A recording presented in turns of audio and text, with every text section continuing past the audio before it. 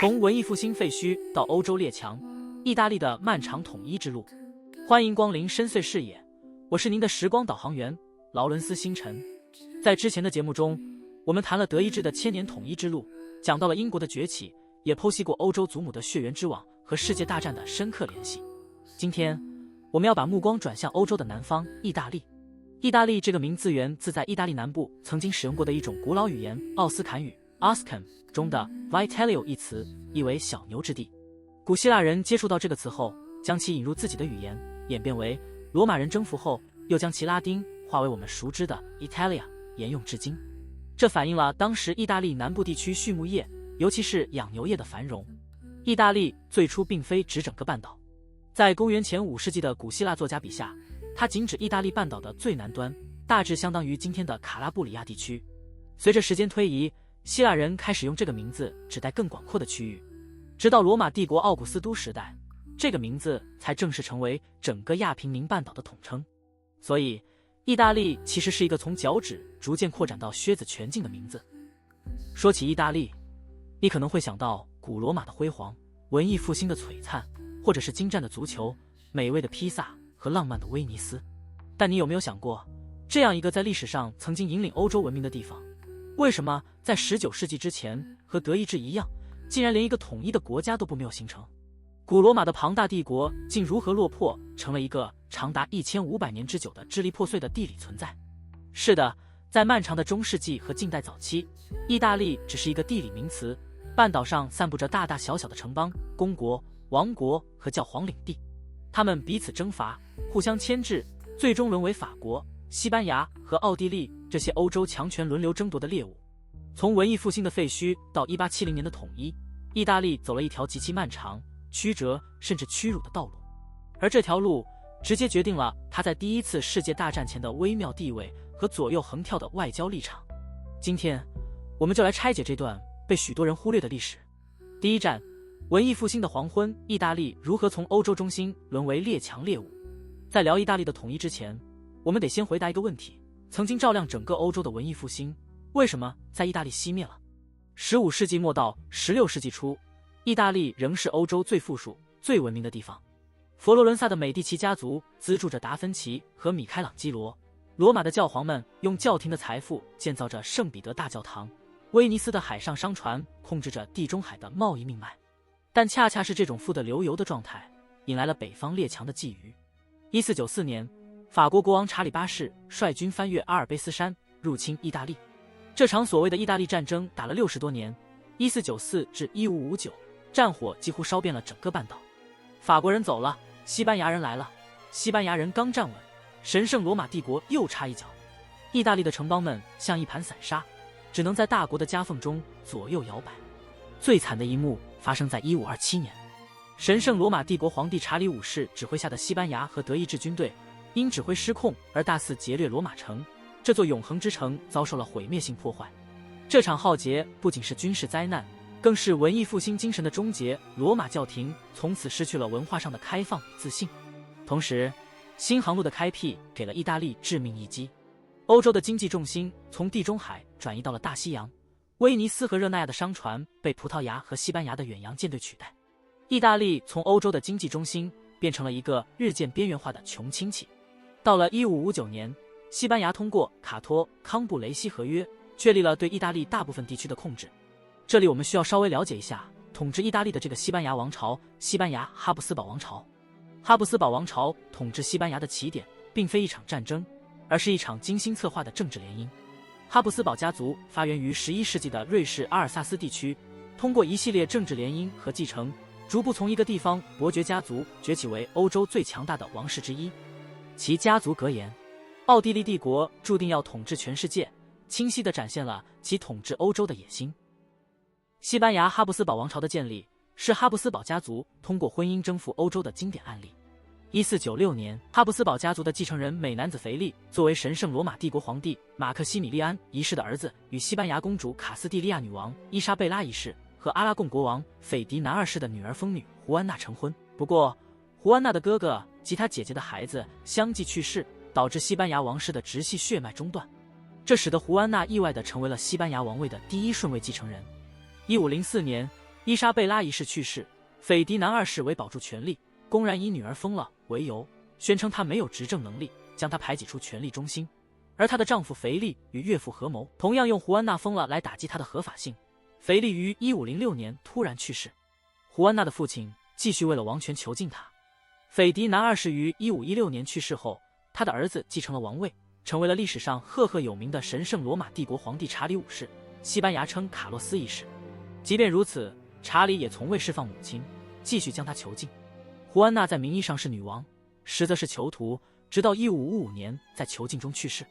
西班牙本土所有王国正式归于哈布斯堡家族。查理五世于1516至1556年在位，他一下子继承了西班牙、神圣罗马帝国、尼德兰、意大利南部及美洲殖民地，从此建立了庞大的哈布斯堡帝国。1556年，查理五世退位，将庞大的帝国一分为二。这次分裂便形成了哈布斯堡家族的两大分支：西班牙哈布斯堡王朝由他的儿子腓力二世继承，统治西班牙及其海外领地；奥地利哈布斯堡王朝由他的弟弟斐迪南一世继承，统治奥地利并继承神圣罗马帝国皇位。西班牙哈布斯堡王朝曾统治着包括西班牙、西属尼德兰、意大利南部及美洲的广大领土，时间横跨1516年至1700年。由于该王朝长期坚持近亲通婚，导致基因退化，最终在1700年因卡洛斯二世绝嗣而终结，王位由法国波旁家族继承。西班牙哈布斯堡王朝的统治横跨了整整2个世纪，那不勒斯、西西里、撒丁岛和米兰公国都成为西班牙的直接属地。热那亚和罗马虽然名义上独立，实际上也处于西班牙的强大影响之下。意大利正式沦为西班牙哈布斯堡王朝的附庸。这2个多世纪里，意大利半岛像一块被反复切割的蛋糕，西班牙人统治南方，奥地利人控制北方，教皇盘踞在中间，萨伏伊公国也就是后来的撒丁王国躲在西北角，靠阿尔卑斯山的屏障苟延残喘。意大利人没有自己的国家，只有外国统治者和本地贵族的双重压榨。这种四分五裂的局面一直持续到18世纪末拿破仑的出现。第二战，拿破仑的意外礼物法国入侵如何点燃了意大利的民族意识。1796年，来自科西嘉岛的年轻将军翻越阿尔卑斯山，率领法国军队横扫意大利半岛。他的名字叫拿破仑·波拿巴。拿破仑的入侵表面上给意大利带来了又一轮战争和掠夺，但他做了一件意外的好事，他把意大利半岛上那些古老而腐朽的封建政权焦皇国、那不勒斯王国、威尼斯共和国全部推翻，建立了一系列法国式的共和国。拿破仑在意大利的安排远不止于此。1805年，拿破仑在米兰圣昂博罗肖大教堂亲自加冕为意大利国王，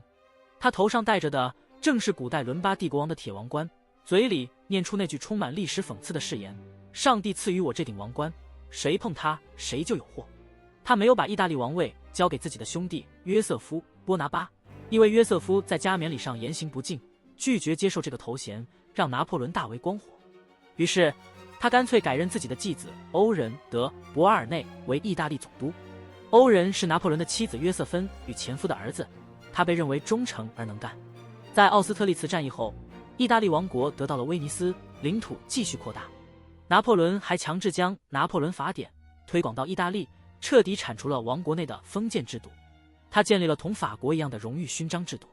组建了意大利王国卫队。虽然拿破仑的意大利王国只是一个法国的附庸国，本质上是拿破仑对抗奥地利的前沿堡垒和人力物力殖民地，但他加速了从地方认同到意大利民族认同的转变。意大利的资产阶级第一次尝到了现代国家的滋味。1815年拿破仑倒台后，维也纳会议重新划分了欧洲版图，意大利半岛被重新分割，北方大部分地区落入奥地利帝国之手，教皇国复辟；南方的2西西里王国由波旁王朝统治，旧势力全面回潮，统一似乎更加遥不可及。但拿破仑种下的那棵民族主义之树已经扎根，意大利人不会忘记，他们曾经尝过自由和统一的滋味。第三战，烧炭党与青年意大利秘密社团点燃的火种。既然正面的统一被封锁，意大利人只能走地下路线。19世纪初，一个神秘的秘密社团烧炭党在意大利南部兴起。烧炭党成员以烧炭工人的身份为掩护，在森林和山洞里聚会，密谋推翻外国统治者。他们的名称本身就充满象征意味，烧炭者含有象征自由、道德和进步的提炼者和传播者之意。该组织采用秘密教接制度，入会需履行复杂仪式，使用标志、暗语、密码进行联络，采用蓝、红、黑3色旗帜，象征着希望、美德和信仰。他们的口号是自由、平等、博爱、独立、统一。烧炭党发动了一次又一次起义。1817年6月马切拉塔的起义，1820年7月那不勒斯起义更迫使国王斐迪南一世同意制定自由宪法。1828年6月的齐伦托起义，1831年2月以博洛尼亚和摩德纳为中心的大规模起义。但除1820年那不勒斯起义取得短暂成功外，其余均以失败告终。为什么烧炭党屡战屡败？原因很复杂。烧炭党人缺乏统一的政治纲领，他们的军事密谋性质局限于军队内部，少数精英组织未能广泛发动普通大众，他们依赖国外力量，内部又派系众多，政见各异。真正的转折来自一个叫朱塞佩·马志尼的人，他本人也曾经是烧炭党人。1831年，马志尼创立了青年意大利组织，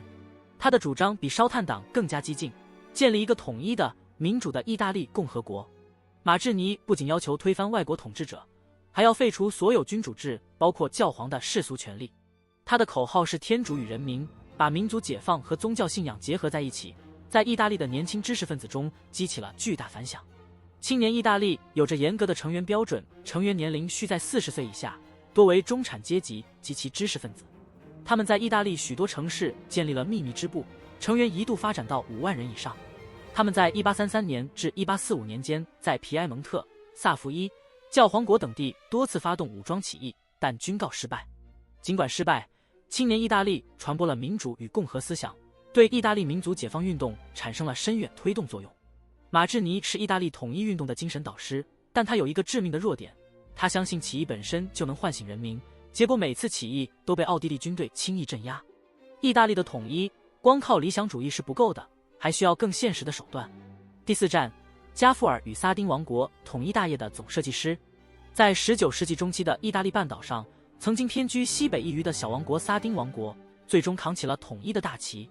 撒丁王国又称皮埃蒙特撒丁王国，是一个由萨伏伊王朝统治的君主制国家。它的核心领土是意大利西北部的皮埃蒙特地区，首都设在都灵。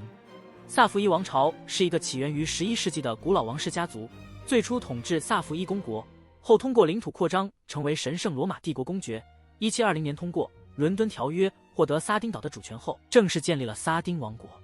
1815年拿破仑战争结束后，撒丁王国在维也纳会议上获得了热那亚共和国的大部分领土。此时的撒丁王国领土已经扩张到了意大利半岛的西北角，但与奥地利帝国、法国或西班牙相比，撒丁王国只是一个中等规模的小国。在半岛上，威尼斯和热那亚等城邦在历史上曾经远比它强大，但它却意大利半岛上唯一由意大利人统治的独立王国。19世纪中期，意大利半岛的大部分地区被外国势力控制，奥地利直接统治伦巴第和威尼西亚，并在托斯卡纳、摩德纳等地扶植亲奥地利的君主。教皇国由教皇统治。南方的2西西里王国虽然名义上独立，但波旁王朝已经腐朽不堪。唯有撒丁王国是一个由意大利本土王朝统治，拥有主权和军队的独立国家，这是它成为统一运动核心的最基本条件。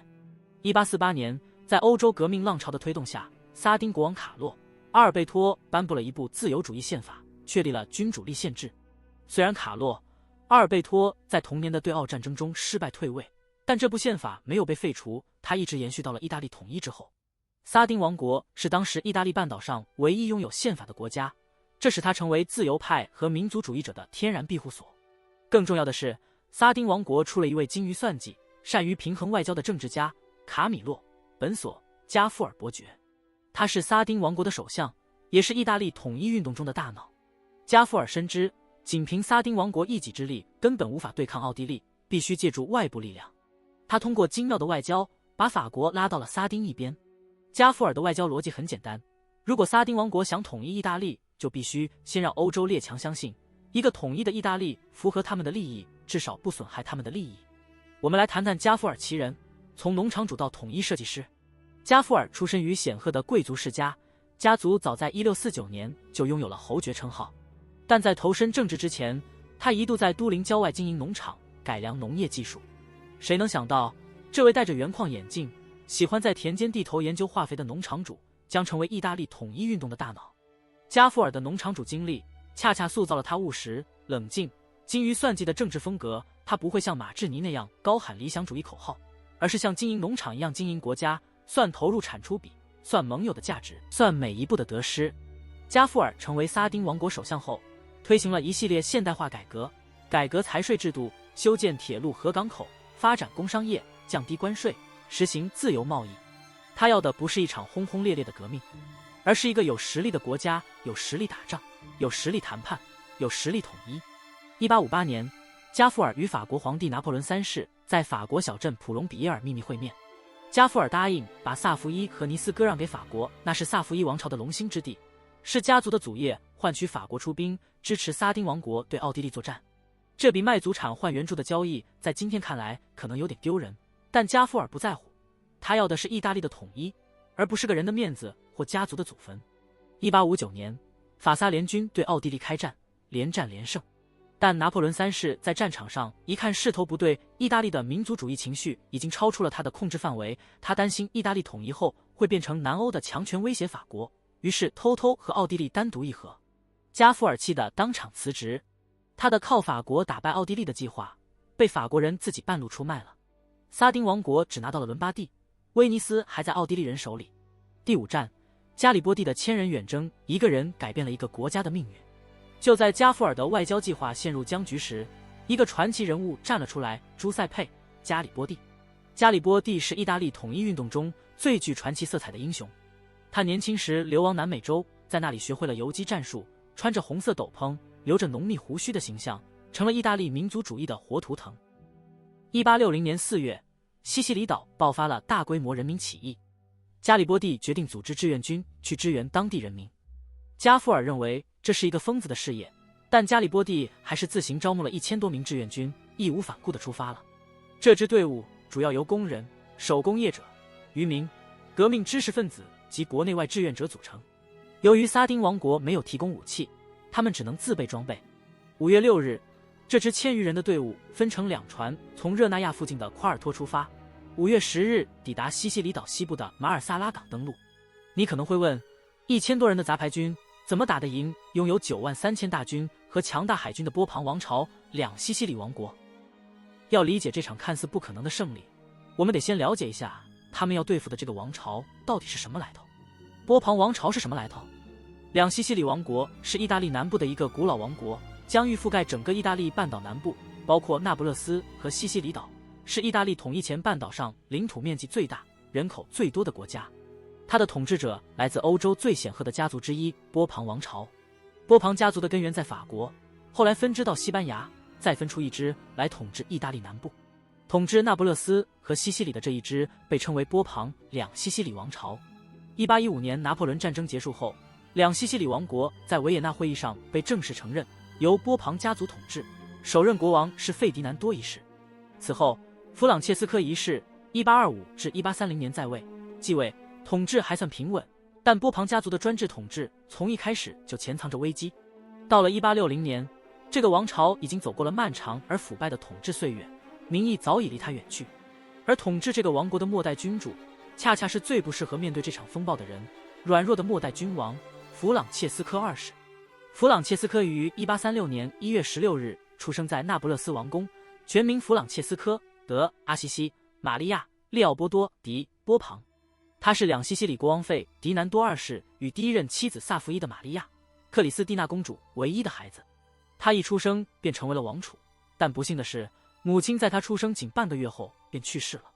1年后，父亲迎娶了奥地利女大公玛利亚·特蕾西亚·伊莎贝拉为第二任妻子。弗朗切斯科的教育被严重忽视，虽然他接受了严格的道德和宗教教育，但严重缺乏政治和军事上的训练，这使得他性格温和善良，却天性胆小，多疑且软弱，非常惧怕专横的继母，在国家和家庭会议中都很容易被他人左右。真正把国家推向深渊的是他的父亲费迪南多二世，他于1830年至1859年在位。费迪南多二世统治初期曾进行过一些温和的改革，甚至被意大利民族主义者最初视作能够领导统一的人物，但随着时间推移，他变得越来越保守和专制。1848年，欧洲革命浪潮席卷意大利半岛，费迪南多二世被迫同意颁布一部自由宪法，但仅仅几个月后，他就撕毁了承诺，派出军队轰炸了反抗运动的重镇墨西拿。这场血腥镇压震惊了整个欧洲，为他赢得了炸弹国王的绰号。费迪南多二世拒绝使用铁路，任由王国的基础设施日益落后。拒绝铁路的深层原因是担心铁路会方便北方的革命者和军队南下，这恰恰反映了他对自身统治的不自信。他在外交上也极其孤立，奥地利是他的传统盟友，但他在1848年镇压革命后与英国和法国关系急剧恶化，英国甚至撤回了驻那不勒斯的外交代表。1856年，英国和法国在克里米亚战争中试图拉拢他，但费迪南多二世拒绝了他们的提议，彻底断绝了与西欧强权的最后一线联系。到了1859年他去世时，两西西里王国已经是一个被整个欧洲孤立的落后而专制的国家，而弗朗切斯科二世在1859年接手的就是这个遗留下来的烂摊子。他没有父亲的铁腕，却继承了他的顽固。他想避免冲突，却不知道如何与时代妥协。一个完全没有执政经验的年轻人，面对的是一个即将被历史的浪潮彻底吞没的腐朽王朝。加里波第拥有强大的个人魅力和战术组织能力。红衫军最著名的战术就是连续进攻，不给敌人喘息的空间。加里波第拥有在南美洲的游击战经验，让他深谙以少打多的精髓。他从不与敌军正面对峙，而是利用地形和速度打一场流动的战争。登陆后的第一场关键战斗发生在5月15日的卡拉塔菲米，加里波第率领约800名红衫军击败了一支3000人的那不勒斯军队。这场胜利让加里波第英勇善战的名声迅速传遍整个两西西里王国，敌军士气大受打击。红衫军在当地受到了群众的热烈欢迎，所到之处民众纷纷加入，连地方反抗军也与他们合流。加里波第明智的决定从来不做停留，而是持续向纵深推进。在短短几个月内，这支队伍就从1000人迅速扩充到25000人。弗朗切斯科二世当时只有24岁，缺乏政治经验，性格软弱，在国内没有多少威望。民众对波旁王朝早已不满，反抗运动此起彼伏。同时，两西西里王国在国际上处于孤立状态，英国因为硫磺贸易问题与他关系紧张，西班牙、奥地利、俄国虽然表面支持，实际上只是作弊上官。费迪南多二世生前拒绝与英法改善关系的外交遗产，直接导致了弗朗切斯科二世在国际上找不到任何可靠的盟友。而加里波第的远征恰好抓住了这个内外交困的窗口期。5月底，红衫军通过闪电战解放了西西里首府巴勒莫。7月，加里波第控制了西西里全境。8月，他率军横渡墨西拿海峡，攻入意大利半岛本土。9月7日，那不勒斯被攻克，波旁王朝被推翻。不到半年的时间，一支1000余人的志愿军居然推翻了一个拥有10万大军的王国。1861年2月13日，随着波旁王朝最后的据点加埃塔要塞陷落，弗朗切斯科二世被迫流亡罗马，后来辗转前往奥地利，在那里度过了余生。征服两西西里王国后，加里波第面临一个关键的选择，他可以自立为王，也可以建立一个共和国，但他做出了一个令人难以置信的决定，他把征服的南方领土全部交给了撒丁国王维克托·伊曼纽尔二世。为什么？首先，加里波第是一个坚定的民族主义者，他的终极目标不是个人权利，而是统一的意大利。他想要的从来不是王冠，而是地图上那一条完整的国界线。其次，加里波第对维克托·伊曼纽尔二世有着个人的忠诚。这位撒丁国王在统一运动中一直是民族主义的象征。加里波第相信，只有将南方交给撒丁王国，才能最快地实现统一，避免陷入共和派与君主派的内斗。加里波第本人曾是马志尼青年意大利的追随者，思想上有共和主义的倾向，但在统一这个最高目标面前，他选择了妥协。他愿意接受君主制，只要这个君主制能带来一个统一的意大利。1860年11月，意大利南部正式并入撒丁王国。加里波第发出了一封只有一句话的电报 ：“I'll be disco， 我服从。”然后辞去一切职务，回到他在卡普雷拉岛的小农场继续种田。他没有要任何封赏、爵位或金钱。维克托·伊曼纽尔二世曾派人送来一份丰厚的礼单，但加里波第拒绝了。他想要的从来不是权力，而是统一。1861年3月17日，撒丁王国正式改名为意大利王国，维克托·伊曼纽尔二世成为意大利国王。加夫尔在意大利王国成立仅3个月后就去世了，享年51岁。第6战，最后的冲刺——罗马与威尼斯的归附。意大利统一并没有在1861年彻底完成，威尼斯还在奥地利人手里，罗马还在教皇的控制下，而且由法国军队驻扎保护。要理解威尼斯为什么那么难拿回来，我们得先搞清楚普鲁士和奥地利之间那场贯穿了整个19世纪的大博弈。自神圣罗马帝国瓦解后，德意志地区出现了一个松散的德意志邦联，而邦联内部长期存在着德意志二元格局，普鲁士和奥地利两大强邦争夺德意志地区的领导权。奥地利主张大德意志方案，想把奥地利包括其境内的非德意志民族也纳入统一的德意志国家，普鲁士则主张小德意志方案，想把奥地利排除在外，由普鲁士来领导德意志统一。1850年的奥尔米茨之辱中，普鲁士被迫向奥地利称臣，放弃了统一德意志的计划，这让普鲁士人憋了一肚子火。1862年，俾斯麦出任普鲁士首相，他决心用铁与血来解决这个缠绕不清的问题。他说，德意志诸邦相互关系的戈尔迪之结不能用脉脉含情的二元办法解开，只有用军刀展开。但俾斯麦深知普鲁士不能单独挑战奥地利，他必须先确保法国、俄国和意大利不会在背后捅刀子。俾斯麦的外交手腕堪称精妙，他先与意大利国王维克托·伊曼纽尔二世秘密结盟。1866年4月8日，普意签订同盟条约，如果意大利支持普鲁士攻打奥地利，战后意大利将从奥地利手中获得威尼西亚、威尼斯地区。这正中意大利的下怀，威尼斯是他们梦寐以求的未收复的领土。接着，俾斯麦利用俄国在克里米亚战争中未得到奥地利支持而心存芥蒂，确保了俄国在普奥战争中保持中立。最后，他又含糊地向法国拿破仑三世许诺给予莱茵河以西的土地，又使法国保持中立。万事俱备之后，俾斯麦只需要一个开战的借口。1864年，普鲁士和奥地利曾联合对丹麦作战，战后共同管理施勒苏伊格和荷尔斯泰因两个公国。1866年，俾斯麦故意在由奥地利管辖的荷尔斯泰因制造摩擦，以此为借口挑起争端。奥地利向德意志邦联求助，大多数德意志邦国都站在奥地利一边。1866年6月，普奥战争爆发，这场战争只打了7个星期，史称7星期战争。结果令人震惊，普鲁士军队凭借先进的后装步枪、德莱塞针发枪和总参谋长毛奇精心策划的铁路快速调动战术，在科尼西格雷茨战役又称萨多瓦战役中彻底击溃了奥军主力。普鲁士的胜利令他称霸德意志，奥地利在德意志的领导权就此终结。同时，意大利也根据盟约向奥地利宣战，于6月20日进军威尼斯。1866年10月3日，普奥双方签订维也纳条约，结束了普奥战争和第3次意大利独立战争的敌对行动。根据条约，奥地利将威尼西亚、威尼斯地区割让给意大利。意大利人等了这么多年，终于拿回了威尼斯。最难啃的骨头是罗马。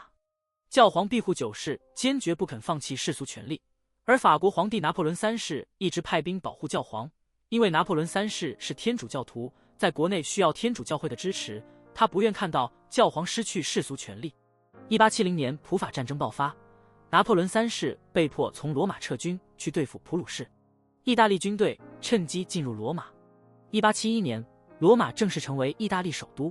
教皇退居梵蒂冈城内，拒绝承认意大利王国的合法性，这道裂痕一直持续到1929年才解决。至此，意大利的统一大业全部完成。从1815年维也纳会议算起，意大利人又花了整整56年。第7站，统一后的伪列强，意大利为何外强中干？意大利虽然统一了，但它面临的挑战才刚刚开始。经济上，意大利远远落后于英、法、德等工业强国。根据1861年的统计，意大利北方工业发达地区利古里亚、伦巴第、威尼托3个大区人口仅占全国1/3强，国民收入却达到全国的3/4，二三产业更是占到全国的5/6。南方缺乏矿产及基础设施，大多数人口从事农业。统一的中央集权政府加剧了南北之间严重的经济不平衡。1861至1865年间，南方爆发了严重的强盗问题，农民起义被血腥镇压，而沉重的税制和首次推行的义务兵役进一步恶化了南方农民的处境。政治上，意大利虽然建立了君主立宪制，但议会腐败，政局动荡，政府频繁更迭，根本无法与稳定的英国或强大的德国相比。统一的中央集权政府加剧了南北之间严重的经济不平衡。社会结构上，意大利人几百年来已经习惯了我是威尼斯人，我是那不勒斯人的地方认同，意大利人这个身份对大多数人来说还很陌生。加夫尔的名言精准地概括了统一后的困境。我们创造了意大利，现在我们必须创造意大利人。正因为如此，意大利在国际舞台上一直被视为最弱的列强，有人甚至嘲讽他是伪列强。他虽然坐在列强的餐桌上，但吃的总是别人的剩菜。虽然统一后的意大利急于证明自己也是一个大国，他并不甘心只当欧洲的配角，他也想在海外抢一块殖民地。1885年至1896年，意大利入侵埃塞俄比亚，结果在阿杜瓦战役中被埃塞俄比亚军队打得大败，这是欧洲列强在非洲罕见的惨败，意大利颜面尽失。1911年至1912年，意大利在对奥斯曼帝国的战争中夺取了利比亚，勉强挽回了一点面子。外交上，意大利处于一个极其尴尬的位置，他内心深处最恨的是奥地利。奥地利不仅长期占领意大利北部的领土，还在意大利统一过程中处处作对，但意大利又害怕法国。法国在地中海和北非的扩张威胁着意大利的利益。1882年5月20日，意大利做出了一个务实但极其矛盾的决定，加入德国和奥匈帝国的三国同盟。这个选择完全是出于现实的恐惧，意大利需要一个强大的盟友来对抗法国的威胁。但讽刺的是，意大利加入的同盟中恰恰包含他最痛恨的奥匈帝国。有人戏称，意大利和奥地利结盟就是为了不跟对方打仗。1914年一战爆发时，意大利面临一个经典的条约困境。三国同盟是防御性同盟，规定只有在缔约国遭到攻击时才需要互相支援。而这场战争是奥匈帝国主动进攻塞尔维亚挑起的，不属于防御范畴。于是，意大利以同盟仅适用于防御为由，宣布保持中立。接下来的1年里，意大利做了一笔经典的骑墙交易。英法俄组成的协约国向意大利抛出了诱饵，如果意大利加入协约国一方作战，战后将获得奥匈帝国领土中的特伦蒂诺、上阿迪杰的里雅斯特、伊斯特拉半岛和达尔马提亚海岸等未收复的领土。1915年4月26日，意大利秘密签署《伦敦条约》。1915年5月23日，意大利对奥匈帝国宣战，正式背叛了三国同盟。有人讽刺说，意大利的忠诚取决于出价最高的一方。19世纪的英国政治家帕默斯顿勋爵有一句名言：大英帝国没有永远的朋友，也没有永远的敌人，只有永远的利益。如果说这句话用在谁身上最合适，恐怕没有比意大利更贴切的例子了。终点站，一个国家的诞生，一段屈辱与荣耀的交织。回顾意大利从文艺复兴废墟到一战前夕的这段历史，我们看到的是一个国家迟到的诞生所带来的所有阵痛。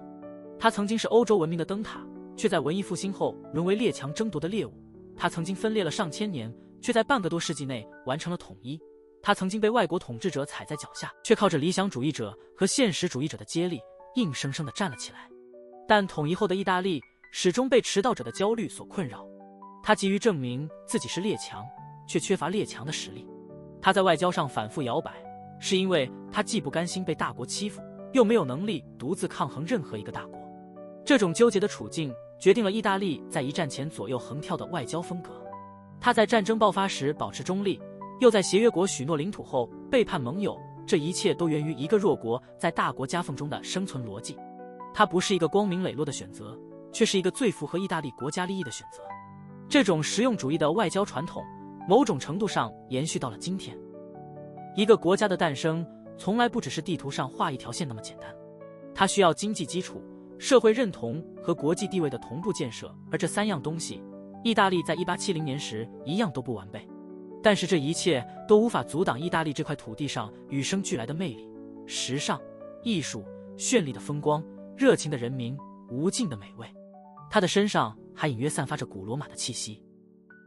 感谢您跟随我们走完意大利从文艺复兴废墟到统一的这段旅程。以历史为鉴，可以知兴衰。欢迎您订阅我们的频道，留下您的留言。